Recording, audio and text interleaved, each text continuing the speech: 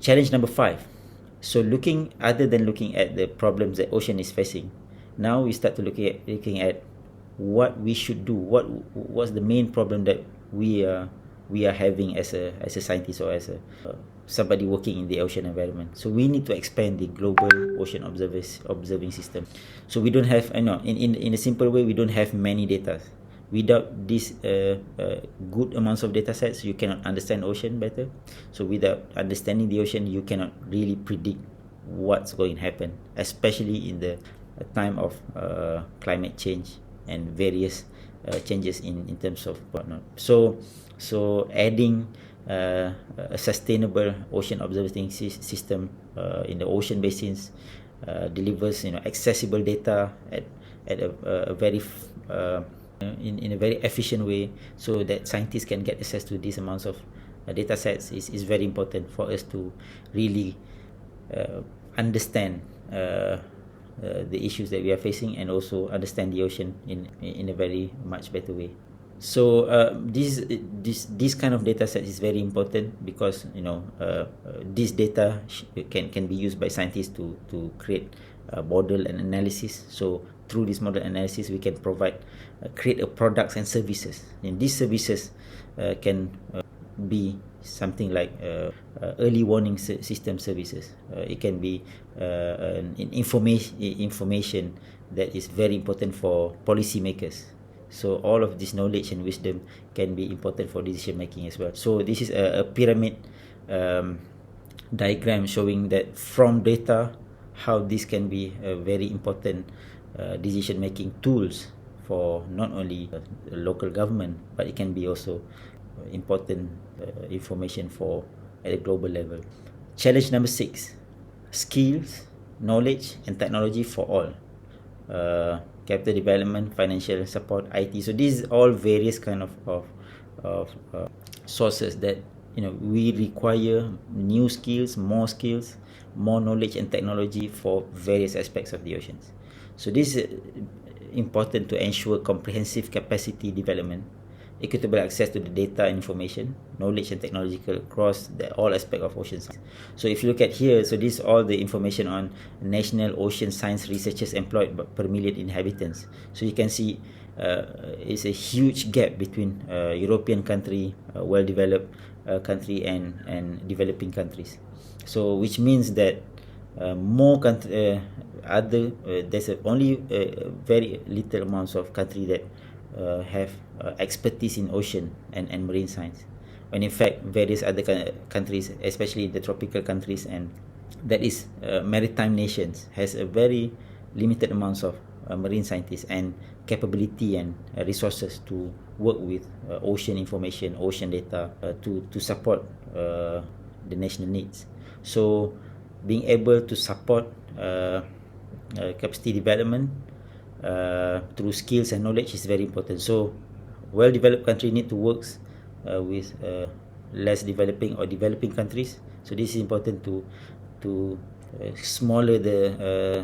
create a smaller gaps between this disparity of lacking in terms of expertise. And last but not least, change humanity's relationship with the ocean. I think this is very important.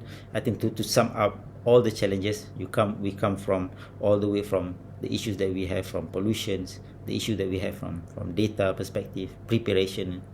I think this aspect is one of the perfect summary that we can get from all of these informations of the challenges of the oceans, which is change humanity's relationship with the ocean. In a nutshell, what we trying to say is more people should know about the oceans and what the challenges that the ocean is facing. So when you get to know the oceans, you get to know your responsibility and how our relationship with the ocean.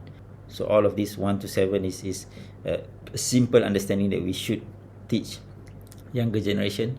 So the earth is big, and the ocean earth has one big ocean. There's life in the oceans. It has major influence over weather and climate. So it is support great diversity, and most of this ocean is largely unexplored. So all of these are very simple message, but very important for people who doesn't know much about the ocean. This is should be the basis if we can improve the relationship between human and the oceans, so this is one of the biggest achievement. I believe that most of the key challenges that we talked earlier can. So before I end, just to give you some perspective that most of these key challenges are now being addressed at the global level through a decade action framework. So this is what they call it under a new effort under the Intergovernmental Ocean Commission. So United Nations, they call it United Nations Decades of Ocean Science. So from 2021 to 2030, this is the decade that will be known as United Nations Ocean Decades, where we have various efforts, many initiatives that being put into place to make sure that we're going to be able to address lots of these key challenges, key issues that the ocean is facing. So if we do not take this journey of these decades, so our ocean will never be the same, and who knows what's going to happen in the next 10 years. But we hope that through these decade efforts, so we create specific outcomes, what they call it as the ocean we want, through all these ocean decade challenges. There will be various amounts of challenges taken by top institutions working with all sectors, from government, industry, business owners, community, just to make sure that all this action can be taken. So after this 10 year, after this decade, and we hope that ocean can at least get back to, so even though we can go 100%, but at least some improvisation, and we can restore some of the important things that have been changed through various pollution. So that's all from me. I hope that this lecture provide you with the basic key challenges the ocean is facing.